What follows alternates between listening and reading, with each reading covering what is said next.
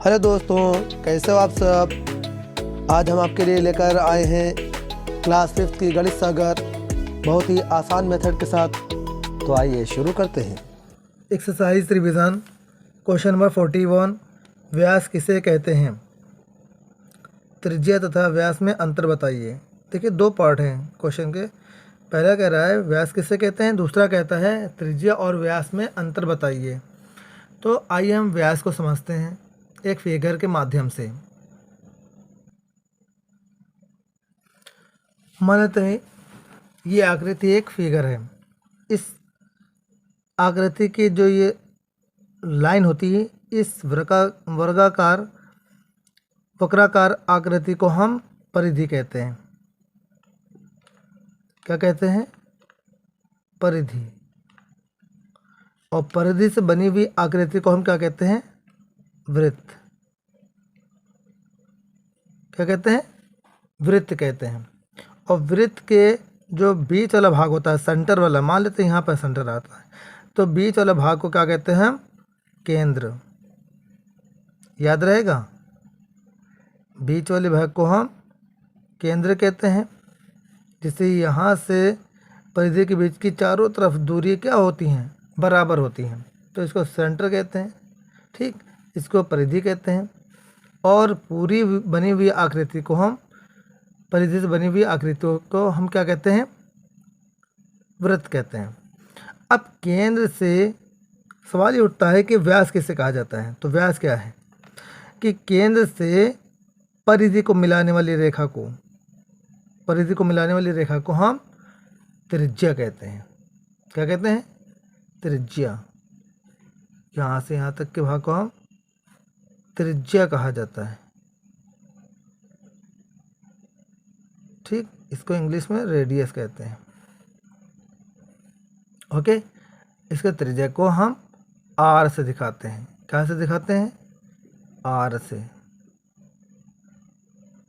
Okay, और यहाँ पर होता है ये भी परिधि, इधर भर परिधि है, इधर ली परिधि है। तो परिधि से परिधि को मिलाने वाली रेखा को हम क्या कहते हैं? व्यास कहते हैं। इस पूरे भाग को यहाँ से लेकर और इस वाले पूरे भाग को हम व्यास कहा जाता है।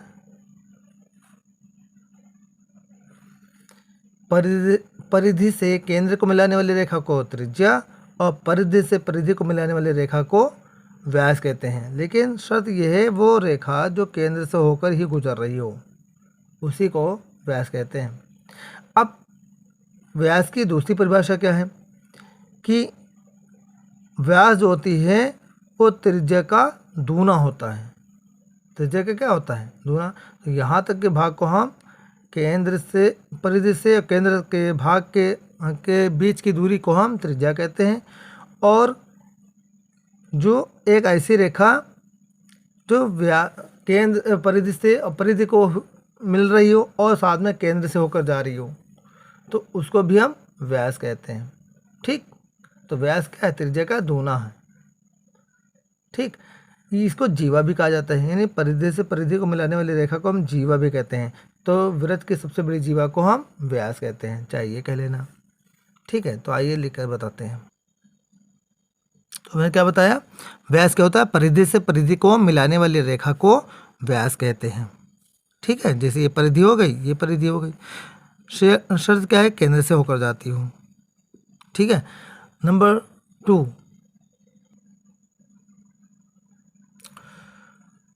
वृत्त की सबसे बड़ी जीवा को व्यास कहते हैं जो केंद्र से होकर जाती है। फिर या तीसरी परिभाषा इसी की क्या है, आइए बताते हैं। व्यास जो होता है वो त्रिज्या का दूना होता है। व्यास को हम दिखाते हैं डी से, इसी को या करके हम बता देते हैं। डी से जो दूना होता है त्रिज्या का, 2 गुना होता है त्रिज्या का, त्रिज्या को दिखाते हैं आर से। ये फार्मूला भी आता है। ठीक है, तो व्यास त्रिज्या का, व्यास जो है त्रिज्या का 2 गुना होता है। ओके, त्रिज्या तथा व्यास में अंतर। तो त्रिज्या और व्यास में क्या अंतर है? त्रिज्या व्यास की व्यास की आधी होती है। त्रिज्या है, ये देखिए त्रिज्या जो है यहाँ तक व्यास है, यहाँ से यहाँ तक का क्या है व्यास है, और त्रिज्या क्या है इसकी देखिए आधी है। त्रिज्या जो होती है व्यास की आधी होती है, ये वाला भाग में आधा है तो आधी होती है, और व्यास क्या होता है त्रिज्या का दुगना होता है, यही अंतर है। आइए लिख के बता। त्रिज्या व्यास की आधी होती है, त्रिज्या को आर से दिखाते हैं तो आधी है इसका डायमीटर की आधी, जबकि व्यास त्रिज्या का दुगना होता है तो डी बराबर 2 गुणे आर। यही आपका आंसर है। Okay, that's all.